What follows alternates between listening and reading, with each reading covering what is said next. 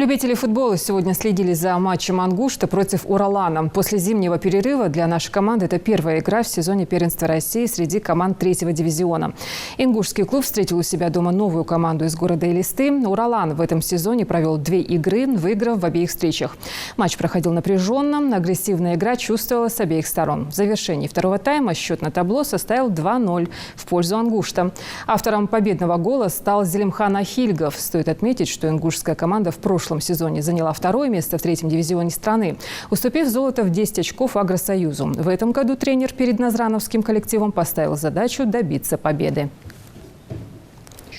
Я знаю, что ингушский народ, что мы гостеприимны очень, и в первом тайме мы это гостеприимство показали свое.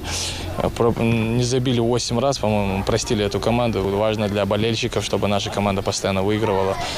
И, в принципе, на нашу команду смотрит молодежь. У нас есть 3-4 школы, которые функционируют в плане развития футбола. И дети наблюдают за этой командой и радуются победой. В этом сезоне, конечно, наша команда должна занять первое место. Любая команда хочет достичь высшей степени турнира. То есть есть задача быть первыми в 3-й лиге.